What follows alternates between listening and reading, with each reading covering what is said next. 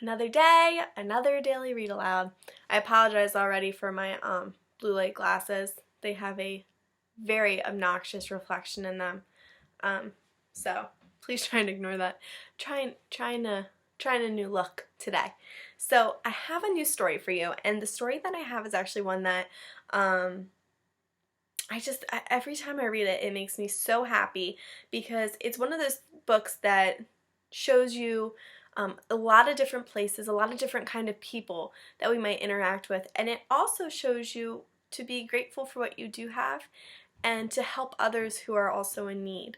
So I think this is just one of those books that, especially during this kind of time, could be extremely useful and is one that we maybe forget about from time to time, but we need a little bit of a refresher on when we get the opportunity. So here is the story for today. It's one of my favorites. I say that about a lot of books, but I actually mean it. I'm a big reader, and I love children's books. So when I say that I have a lot of favorites, it's because I actually do have a lot of favorites. So today's story is called Last Stop on Market Street, and it's by Matt de la Pena. And I love the story. Even just looking at the cover and the pictures, I love that they use kind of like collage work. So they that's what it looks like to me, and it's like collage. They took different mediums like paint and like paper and try to make a beautiful picture. It's very true, I think. It's beautiful. So let's get started.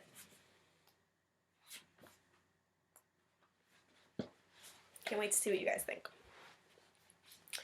CJ pushed through the church doors, skipped down the steps. There's CJ. The outside air smelled like freedom, but it also smelled like rain, which freckled CJ's shirt and dripped down his nose. I love the words. They're so descriptive. They really tell you what's going on.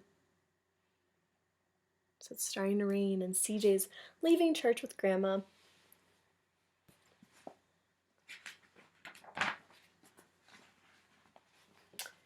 He ducked under his Nana's umbrella, saying, "How come we gotta wait for the bus in all this wet?"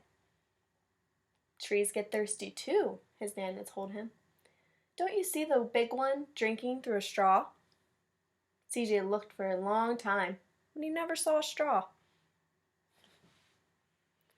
I think his grandma meant the trunk, right? Because we've learned in our class that trees, just like any other plant, takes in their nutrients from their stem.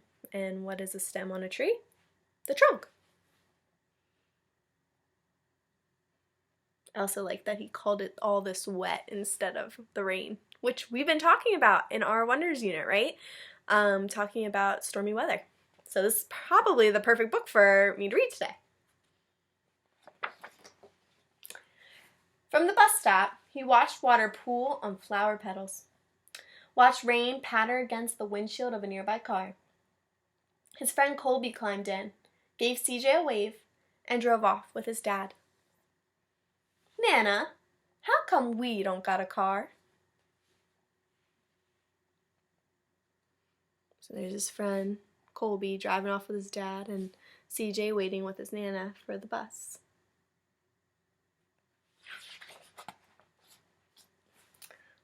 "Boy, what do we need a car for? We got a bus that breathes fire, and old Mr. Dennis, who always has a trick for you." The bus creaked to a stop in front of them. It sighed and sagged, and the doors swung open.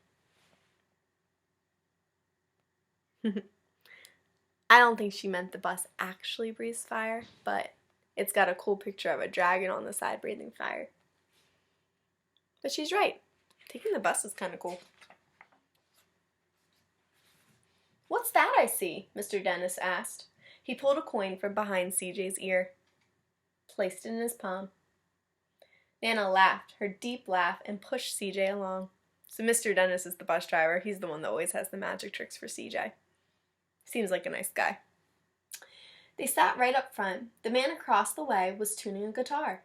An old woman with curlers had butterflies in a jar. Nana gave everyone a big smile. Nana gave everyone a big smile and a good afternoon. She made sure CJ did the same. She's teaching him to use his manners for sure. The bus lurched forward and stopped, lurched forward and stopped, lurched forward and stopped. Nana hummed as she knit. How come we always gotta go here after church? CJ said. Miguel and Colby never have to go nowhere. I feel sorry for those boys, she told him. They'll never get a chance to meet Bobo or the sunglass man. And I hear Trixie got herself a brand new hat. CJ stared out the window, feeling sorry for himself. He watched cars zip by on either side, watched a group of boys hop curbs on bikes. I wonder where they're going.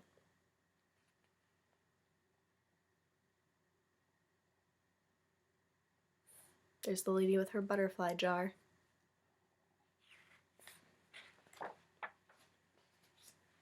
A man climbed aboard with a spotted dog. CJ gave up his seat. How come that man can't see? Boy, what do you know about seeing? Nana told him. Some people watch the world with their ears. Which is true, right? Sometimes if you can't use one of your other senses that we've learned about, right? Your ears with their hearing, your eyes with their sight, your hands with touch, your mouth with taste, and your nose with smell. Sometimes your other senses are just as important, and that's what helps you get around in the world. That's a fact. Their noses too, the man said, sniffing at the air. That's a mighty fine perfume you're wearing today, ma'am. Nana squeezed the man's hand and laughed her deep laugh. So just because he's different doesn't mean that he sees the world any differently, right? Like he said, he uses his ears and his nose, his other senses. Two older boys got on next. CJ watched as they moved on by and stood him back. Sure wish I had one of those, he said. Nana set down her knitting. What for? You got the real live thing sitting across from you. Why don't you ask the man if he'll play you a song? So the little boy CJ wanted an iPod or a smartphone or whatever they're listening to, right? And he said he really would love one of those. But Grandma said there's a man sitting right near you with a guitar, right? CJ didn't have to. The guitar player was already plucking strings and beginning to sing. To feel the magic of music, the blind man whispered.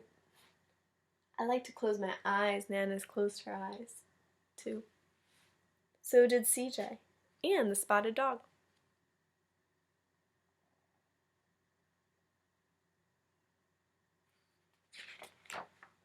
They're making some friends. And in the darkness, the rhythm lifted CJ out of the bus, out of the busy city. He saw sunset colors swirling over crashing waves, saw a family of hawks slicing through the sky, saw the old woman's butterflies dancing free in the light of the moon. CJ's chest grew full, and he was lost in the sound, and the sound gave him the feeling of magic. So we've done this before, right? He's kind of practicing some mindfulness. He's just listening to the music, he's blocking everything else out, and he's using his imagination. That's a big deal.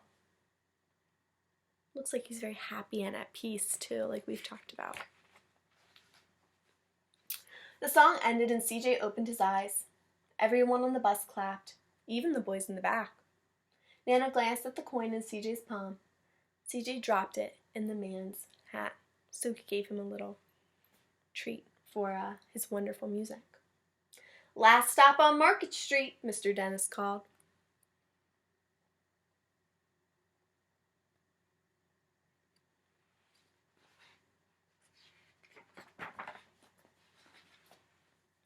CJ looked around as he stepped off the bus.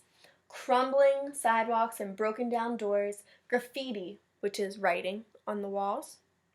Graffiti tagged windows and boarded up stores. He reached for his Nana's hand.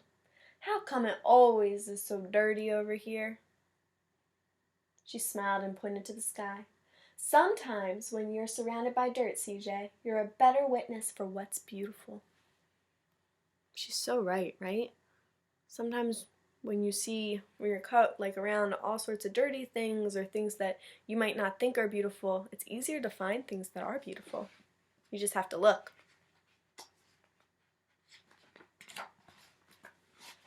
CJ saw the perfect rainbow arching over their soup kitchen.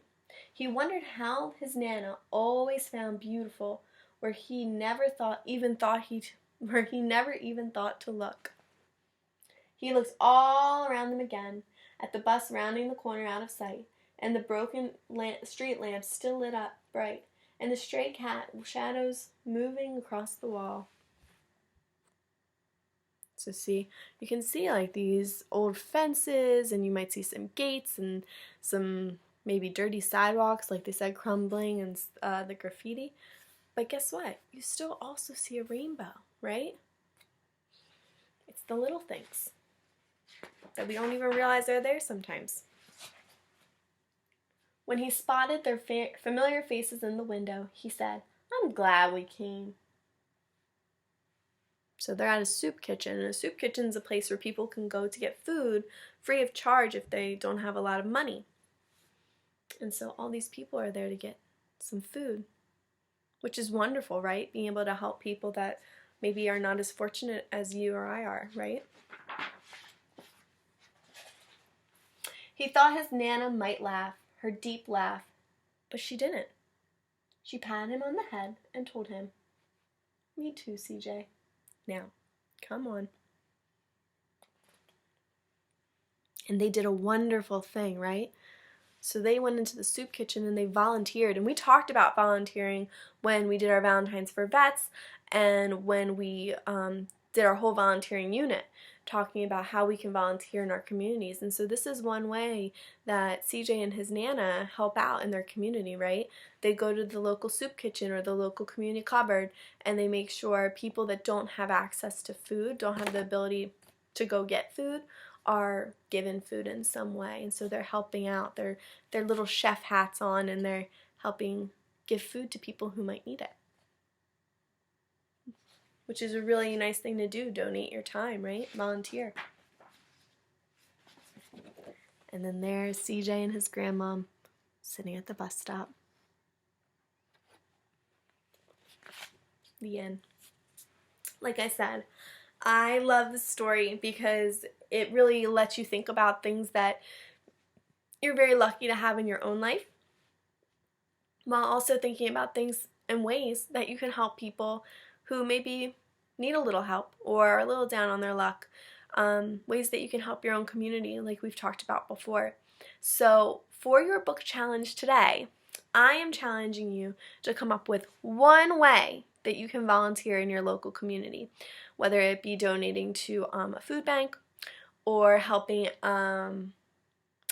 somebody bring their groceries inside, mowing someone's lawn, raking leaves, whatever it might be to, help maybe give a little cheer to somebody else, volunteer in your local community.